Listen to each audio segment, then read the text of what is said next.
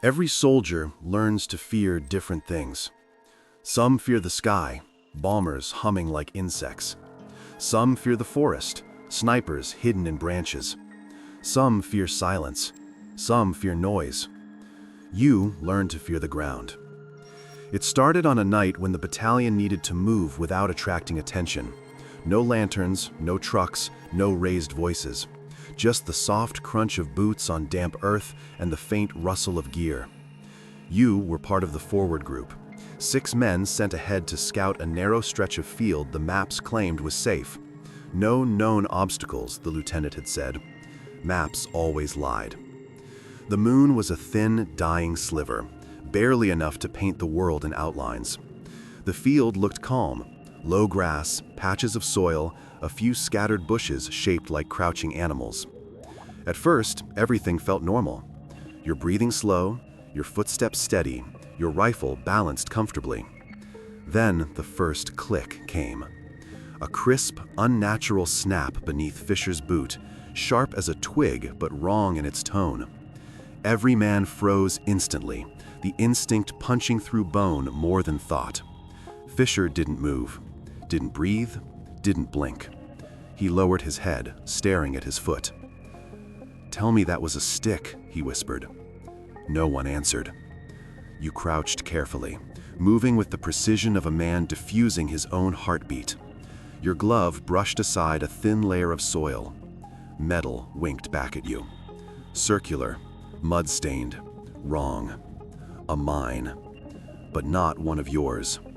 You recognized the ridged edge, the shape, the placement. It wasn't a mistake. It was a field, a whole field. You lifted your eyes and looked around. The bushes seemed suddenly arranged with intent. The patches of soil too evenly spaced. The grass too unnatural in its uniformity. You swallowed hard. "Fisher," you said softly, "don't shift your weight, at all." He nodded once. His lips had gone white. The sergeant leaned in, whispering through clenched teeth. "We go back," he said. But the most horrifying truth arrived in the next moment. Behind you, the battalion had already begun advancing. 100 men stepping quietly toward you, straight into the same killing ground. You heard their footsteps, soft, harmless, deadly. They were too close, too many, too unaware. "Signal them?" someone whispered. "With what?" the sergeant hissed. "We shout, we draw fire. We fire a flare, we light ourselves up. We move wrong, we die." Fisher exhaled shakily. Someone has to guide them. The sergeant's jaw tightened. Who? He didn't need to ask twice. You stepped forward. Not because you were brave, not because you wanted to, but because you were the one closest to the first mine, the one who had seen the pattern, the subtle indentations, the unnatural spacing, the deliberate traps. One step. A test of weight, balance, the ability to hear the earth breathe beneath you. Your boot touched down on a patch of grass that looked ordinary, but wasn't. You tested it gently. Pressure, release, no click. You moved again. There are few skills in war that come from instinct alone. Mine walking is one of them.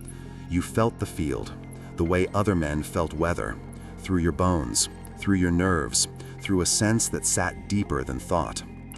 Behind you, the battalion stopped moving, sensing something was wrong even without seeing you. The sergeant whispered urgently, "Mark it, mark everything." You had no flags, no chalk, no rope, nothing, but your hands and whatever the field gave you. So you used what it gave. Grass, tied into knots, sticks laid in arrows, your own footprints, deep and deliberate. You carved a path as narrow as a coffin. 2 meters forward, pause, wait for the earth to speak. Another step, pause. A rhythm of terror and control. The mines grew more frequently. Some buried deep, some barely under the surface, some angled sideways to catch someone trying to crawl. You pointed them out by gesture. The squad behind you mimicked your steps exactly, their boots landing in the ghosts of yours. At one point, the moon slid behind clouds and the field became pitch black. You closed your eyes because it made no difference. Sight meant nothing here, only feel. The sergeant whispered urgently, "How far?" You didn't answer. You didn't know. You didn't think. You just moved. A mine's trigger lived millimeters beneath the surface. A single grain of soil in the wrong direction could turn the field into a metal storm. Once, your boot sank too deep. Not enough to trigger anything, but enough to feel the ground shift in warning.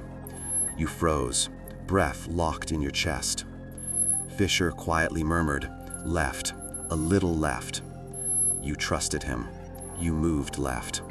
The ground accepted you. 15 minutes passed, then 20, then 30. The battalion waited in the dark behind you, 100 men holding their breath. You found the end not by sight, but by air. The ground loosened. The soil became natural again. Grass grew unevenly instead of in deadly patterns. The wind shifted without the echo of buried metal. You stepped out of the field, and only then did you allow yourself to breathe fully. The sergeant emerged next, then Fisher, then the rest. When the last man stepped out of the minefield, he whispered a trembling, "Thank God," though no one around him was the kind who prayed out loud. The sergeant placed a hand on your shoulder. "You saved the whole battalion," he said, voice low and gruff. You shook your head. "No," you replied quietly, "the ground let us through." He didn't argue. Some truths didn't need to be fought. In the morning, when the sun rose and poured weak light across the field, the mines glinted faintly under the frost. Hundreds of them, a pattern of death that would have erased you without leaving so much as a scream. Men walked past you, heading onward with rifles and packs, not knowing what lay beneath the earth they marched on. But you knew. And for years afterward, when people spoke of fear, you didn't think of bullets or shells or fire. You thought of that sound, the first sound Fisher had made, the sound of a click that wasn't a stick. And the path you drew between the clicks. One breath, one heartbeat, one wrong step from never being walked again.